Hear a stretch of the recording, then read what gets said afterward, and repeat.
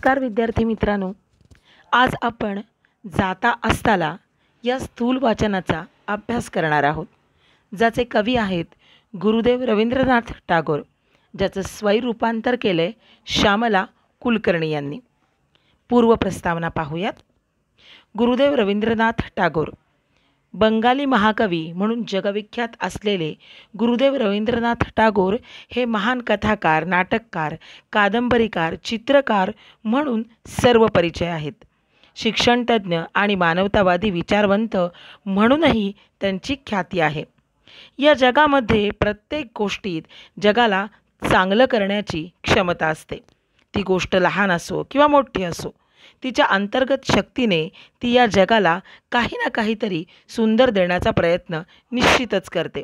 ही जिद्द आपल्यात असायला हवी।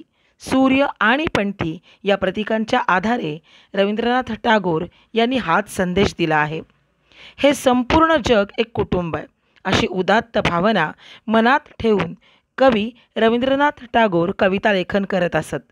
सदर कवितेतही संपूर्ण विश्वाची काळजी, चिंता त्यांनी व्यक्त केली आहे। ज्याप्रमाणे कुटुंबातील कर्ता पुरुष आपल्या पश्चात या घराचे कसे होईल, घरातील सदस्यांचे माझ्या वाचून भवितव्य कसे घडेल याची चिंता करत असतो, त्याचप्रमाणे या सजीव सृष्टीतील कर्ता पुरुष म्हणजेच सूर्य आपल्या अस्तानंतर या वसुंधरेचे कसे होईल याची चिंता करताना दिसतोय। चला तर मग आपण यापुढील भाग आता पाहूयात। कुणी न उठती ये न पुढती, कुणास ना शाश्वती। कुणी न उठती ये न पुढती, कुणास ना शाश्वती। इकडे तिकडे बघत हळूची, पणती ये पुढती। इकडे तिकडे बघत हळूची, पणती ये पुढती। सूर्यानं हाक दिली, आर्त हाक दिली, पण त्याच्या हाकेला कोणीच ओ देईना। कोणीही पृथ्वीच्या संरक्षणासाठी पुढे यायला तयारच होईना, कारण सूर्याच्या शक्तीसमोर कोणाचं काय चालणार असं प्रत्येकाला वाटत राहिलं। त्यामुळे कोणालाही या पृथ्वीला प्रकाशमान करण्याची जबाबदारी पेलवणं शक्यच नाही असं वाटायला लागलं। आपण पृथ्वीला अंधाराच्या खाईतून प्रकाशाच्या मार्गावर नेऊ का, याबाबत प्रत्येकाला शंका वाटायला लागली। पण एवढ्यातच कोणी येत नाही हे पाहून हळूच एक पणती इकडं तिकडं बघत धीटपणानं पुढं आली। विनम्र भावे लवनी म्हणे ती, विनम्र भावे लवनी म्हणे ती, तेजोमय भास्करा, मम तेजाने जमेल तैसी उजळून टाकीन धरा। मम तेजाने जमेल तैसी उजळून टाकीन धरा। वचहे ऐकून त्या तेजाचे डोळे ओलावले, वचहे ऐकून त्या तेजाचे डोळे ओलावले। तृप्त मनाने आणि रवी तो झुकला अस्ताकडे, तृप्त मनाने आणि रवी तो झुकला अस्ताकडे। ही पणती न घाबरता हळूच पुढं आली आणि काय म्हणाली, तेजस्वी सूर्या, मला जसं जमेल तसं मी माझ्या प्रकाशाने पृथ्वीला उजळण्याचा प्रयत्न करेन। लहान जरी असली तरी तिच्यातली हिंमत निश्चितच वाखाणण्याजोगी आहे। बुडणाऱ्या सूर्याला पणतीचाही आधार वाटला। तिचे ते स्पष्ट आणि निश्चयी शब्द ऐकून त्या तेजोमय सूर्याचे डोळे ओले झाले, पाणावले। जणू पृथ्वीचा बचाव करणारा आशेचा किरण या पणतीच्या रूपातून त्याच्या समोर येऊन उभा राहिला। पणती जरी लहान असली तरी मोठ्या संकटाचा सामना करण्याची जिद्द तिच्यात प्रबळ होती। पणतीच्या अस्तित्वाने पृथ्वी सूर्या इतकी जरी प्रकाशमान नाही झाली तरी पूर्णतः अंधारमय होणार नाही याची खात्री सूर्याला पटली आणि सूर्य अगदी निश्चिंत मनानं, शाश्वत मनानं अस्ताला गेला।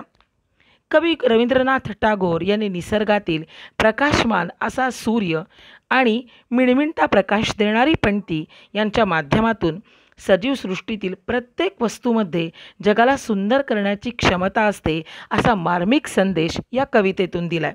सूर्याला पृथ्वीच्या अस्तित्वाची चिंता सतावत आहे। सूर्यानंतर ही संपूर्ण वसुंधरा अंधारमय होणार, अंधारात बुडणार, मग या विश्वाचं कसं होणार बरं, हा प्रश्न सतावत होता। आता पृथ्वीला वाचवण्यासाठी कुणाची तरी गरज आहे असंही त्याला वाटत होतं।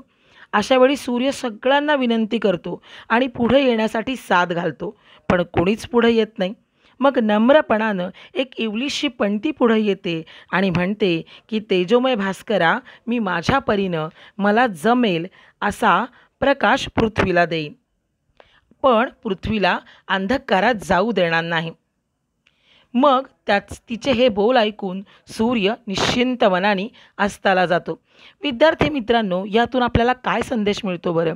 आपल्याही आसपास अशा शक्तिशाली व्यक्ती असतात, त्यांनाही मदतीची गरज भासते. अशा वेळेला आपण आपल्यातली कुवत लक्षात घेऊन शक्य ती मदत निश्चितपणानं केली पाहिजे. एखाद्या कार्यात आपला खारीचा का होईना वाटा आपण उचलायला हवा.